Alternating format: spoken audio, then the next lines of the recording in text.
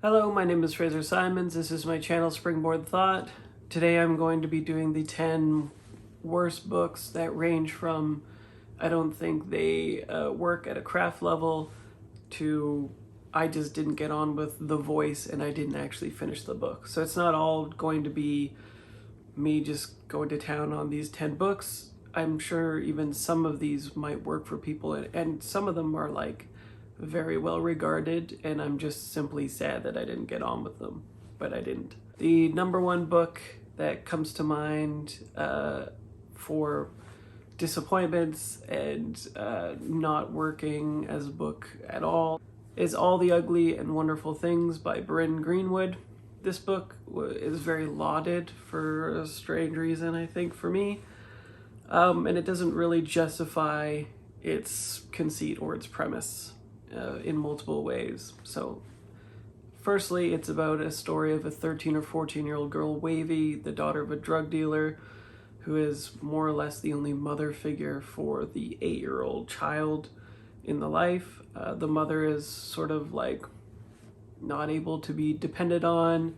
She's under the thumb of the drug dealer husband who screws around all of the time.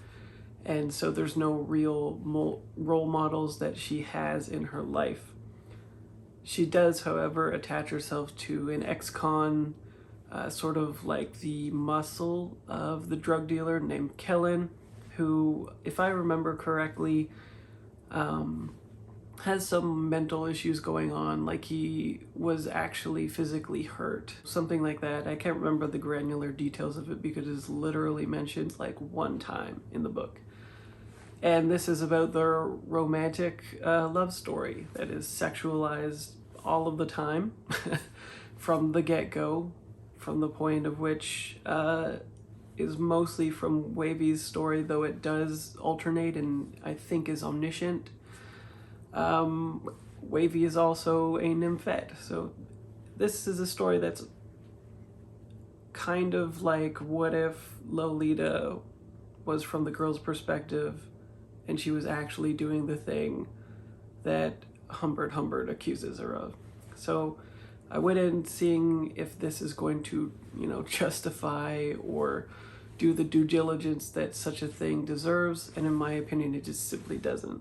It feels a lot like a science experiment designed to produce the exact same conditions required of, in this case, the author, trying to say, at what point is it okay for these people in a pedophilic relationship to form, and can we judge people for being in love under these specific circumstances?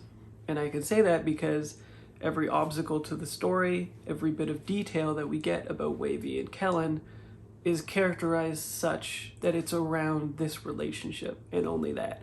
They have no other hobbies. They do nothing else, essentially, from the time that Wavy expresses her feelings for Kellen, except dwell on each other. And time is controlled in the story such that we never see them not dwelling in those moments further on. So we get the initial setup where we kind of learn a little bit about them. Again, sort of setting up the science experiment to the point where the only things in the story that matter are the obstacles to their romantic engagements and their very gratuitous sexual liaisons at some points. And the audiobook is even more disturbing, I think, in that, because the voice actress goes like almost pornographic basically with it, with her screaming, there's a lot of weird stuff going on with this book, I think. And so for me, nothing about the people in it felt real. And so the justification, which I think this book does need to actually address and provide for the reader, because it is fraught and not, I would say, transgressive or taboo, but it doesn't go so far as to even breach that for me. It's so incompetently written and drawn, basically. So I think it fails at every level. And I don't recommend it. It's the only book that I bought from Audible, listened the whole way through, and then returned it because I didn't even want to own it. The next book is The Silent Patient, which probably won't surprise anybody. I've been pretty outspoken about the ways in which I think this book fails. Most predominantly is the mental health aspects of it. It is something that some people will care about, some people won't, and that's completely fine. But for me, I think if you're addressing mental health, just like if you're addressing representation or diversity or racism or anything, you need due diligence attached to every aspect of the story. And this book is fetishistic of it and uses it in a way that is very reminiscent of the movies in the 70s, 80s, 90s. It is antiquated. It's very strange and unbelievable if you know anything about mental health. The fact that the main character is a mental health professional and the way that he interacts with people is baffling, basically. You really have to suspend your disbelief and go along with it, and I just couldn't do that. And then on top of that, I just felt that the craft work wasn't there either. From the very beginning, I assumed who the killer was, and I was correct. The twist has something in it that I didn't see coming, yet 3/4 of it was predictable, so there was one tiny ingredient, I guess, that I needed to have. But then the key conceit needed to get to that point makes zero sense within the context of the setting, I should say. And then the dialogue between him and the patient at one point, if you hadn't picked up on anything, spills the beans on absolutely everything anyway. I also thought that the only sort of light in the darkness is that it's very propulsive, it reads very quickly, and so I did finish it, but I did not like it at all. And then the next book needs no introduction. I have a video on why I didn't like this book, and it's The Maidens by the same author. This is kind of funny to me because it has the same sort of ineptitude with the craft work exactly almost as The Silent Patient. You know who the killer is right away. Basically can see absolutely everything on the horizon, no matter where you are in the book. And again, it's centered on a mental health professional that has no believability about them whatsoever. Even the fact that she is in the situation makes no sense in this one, though.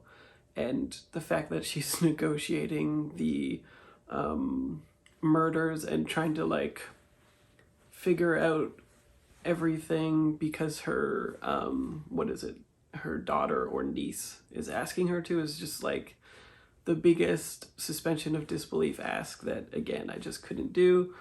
And so yeah, it was terrible. I have a whole video on it if you want to know every granular aspect of the craft that I thought failed. Next is The Kind Worth Killing. This was highly recommended by some booktuber that I never followed up with after I read this book. It was one of their favorite books and then I dropped them. This is about more or less two regular people who decide that it is fine if they actually kill people. It is the height of moral relativism. If we don't like a person, does it really matter if we kill them? But more than that, again, the central conceit, even if you take it for what it is, the central plotting around it is terrible. And it's almost impossible, I think, to identify with the the culprits, the protagonists. I didn't believe anything about the world that they were in. It was very solipsistic. It was very bad book at a craft level, in my opinion. Next is a book I read just last week, I think. Michael Kolhaas by Heinrich von Kleist, translated by Michael Hoffman.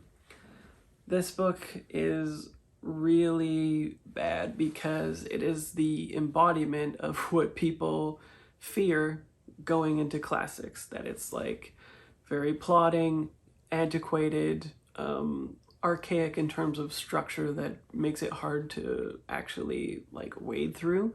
There's no seemingly self-evident points where the chapter breaks or the paragraph breaks are even. It'll be like 3 pages of walls of text with so many different things happening that it makes no sense. Why are they bundled together?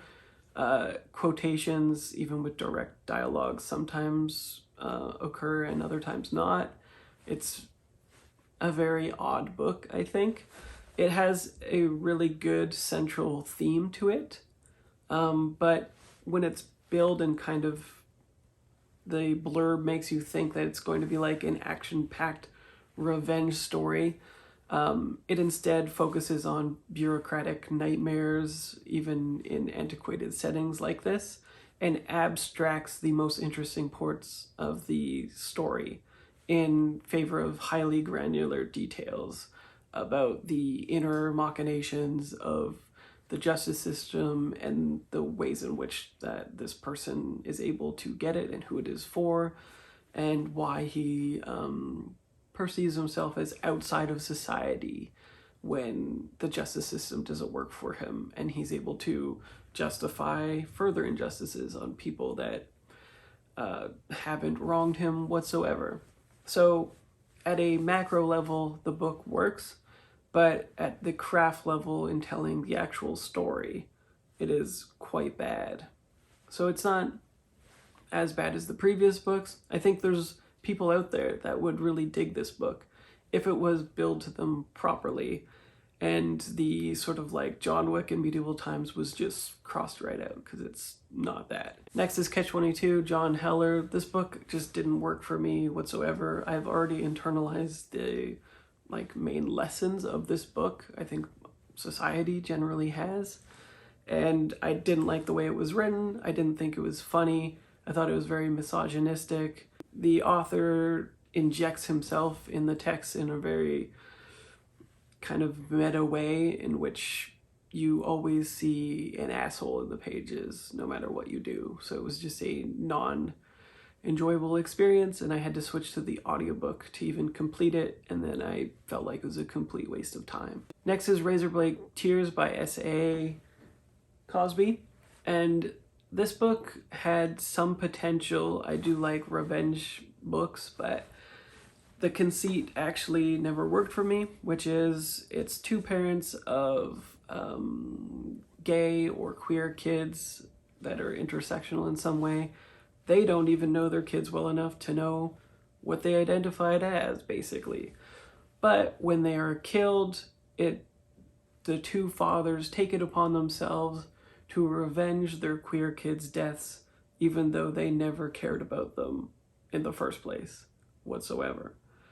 And the funny thing about this is, funny in bad writing kind of way, is that there are people in the book that point this out to the characters and therefore to the reader in the kind of sloppy handling of the way of being like, I know this is weird, and maybe if you stick with it, essentially, you might be rewarded for it. But as I said in my review on Goodreads, parents giving a shit about their dead queer kids after they died is just not it for me. Next is Chosen Ones by Veronica Roth. I thought this would be potentially quite good. The scenario or setup is kind of like, what if the Harry Potter kids had grown up a little while, they're now in college, they're dealing with PTSD, they're dealing with the fallout, all this stuff, they're dealing with their fame, and then I guess more complications arise from having defeated the big evil,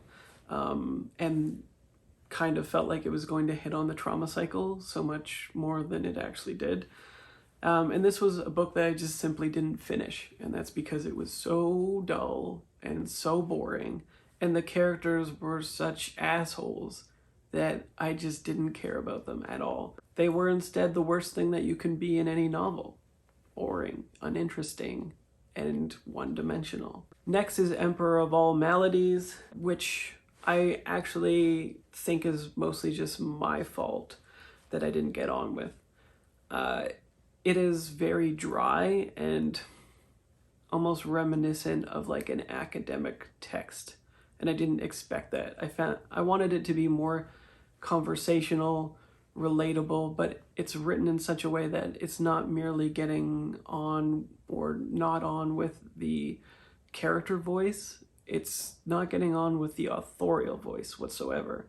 And so I just couldn't latch onto this, both in text and on audio. So I gave it a fair shake, but I just couldn't handle it. And then another book that was fairly highly anticipated and seems quite polarizing, actually, is Long Bright River. This is a mystery crime thriller. I tried it on audio, and this is a case where the narration was just so terrible, so monotonous and boring. It just couldn't capture anything for me, and I quit it at around 10%. Did not finish it. So if you did finish this book, let me know if it's any good, and then that way at least I can put it on my list of to be read physical, probably from the library, which might have copies now a year later or so. And that's it. That's all the books that stand out in my mind for being bad in one way or another, or that I just wish that I had gotten on with. What are some books that you read in 2021 that were like this, published or not published in 2021? I'd love to know what I should avoid.